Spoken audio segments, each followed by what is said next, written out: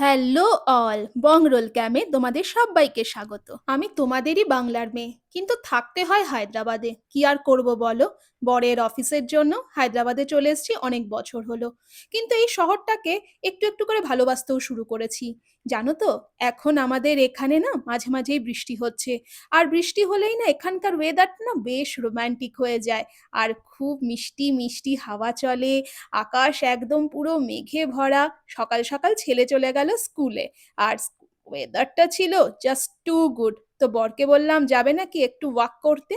জানো তো, আমাদের বাড়ির সামনেই না একটা খুব সুন্দর ওয়াকিং ট্র্যাক আছে। সাইডে একদম খুব সুন্দর জল, আর চারদিকে একটা ওয়াকিং ট্র্যাক। আর এই মিষ্টি মিষ্টি ওয়েদারে বরের সঙ্গে একটু হালকা হালকা রোমান্টিক ওয়াক করতে কার না ভালো লাগে বলো। রোমান্টিক ওয়াকও হয়ে যাবে, আর সাথে একটুখানি শরীর চর্চাও। তো বর বলল এই রোম্যান্টিসিজম পরে দেখাবে, হাঁটতে যখন এসছো শরীরের ওপর নজর দাও।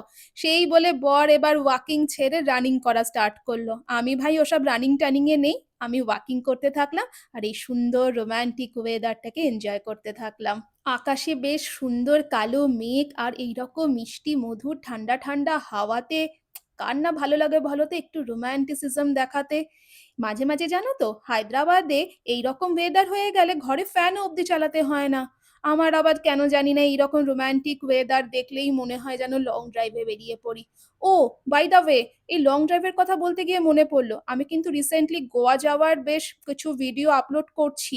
হ্যাঁ, অলরেডি একটা করে দিয়েছি, জানি না তোমরা দেখেছো কি না। দেখতে হলে আমার চ্যানেলে ঢুকে দেখে নিও প্লিজ। আমাদের এই ওয়াকিং ট্র্যাকের চারদিকে জানো তো এইরকম বেশ সবুজ পাতাতে ঘেরা থাকে, আর মাঝে না ছোট ছোট হলুদ কিছু ফুল ফুটে থাকে, জানি না কি ফুল বলে এগুলোকে।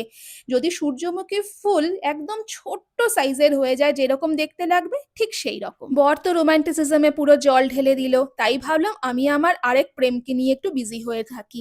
বাড়িতে ফ্রিজে ছিল ইলিশ মাছ, ভাবলাম আজ একটু বানাই ইলিশ পোলাও, ওয়েদারের সঙ্গে দারুণ স্যুট করবে। ইলিশ মাছকে নুন হলুদ মাখিয়ে কিছুক্ষণ রেখে দিয়েছিলাম, তার মাঝখানেই একটু বেরেস্তা ভেজে তাকে একটু কাজুর সঙ্গে পেস্ট বানিয়ে সেই পেস্টটাকে দই, লঙ্কা বাটা, নুন, হলুদ, লঙ্কা গুঁড়ো দিয়ে মাখিয়ে রেখে দিয়েছিলাম এই আধ ঘন্টা মতো। তারপর সেই ইলিশ মাছ আর সেই পেস্টটাকে একটু তেলের মধ্যে কিছুক্ষণ ভেজে নিলাম, হালকা জাস্ট একটু এপিট ওপিট। তারপর মাছগুলোকে তুলে রেখে দিয়ে সেই যে মশলাটা ছিল, সেই মশলার মধ্যে একটু দেরাদুন চাল, মানে আমি 1 কাপ মতন দেরাদুন চাল আগে থেকে একটু ভিজিয়ে রেখেছিলাম, মানে ওই মর্নিং ওয়াক করে আসার পরই ওই চালটা ভিজিয়ে দিয়েছিলাম। সেই চালটাকে জল ঝরিয়ে ভালো করে ভেজে কিছুক্ষণ, দাঁড়াও দাঁড়াও, পুরো রেসিপিটা থোড়ি না তোমাদেরকে আমি এখানে বলতে পারবো বলো তো, ভিডিওটা এত লং হয়ে যাবে, তারপর তোমরাই দেখবে না।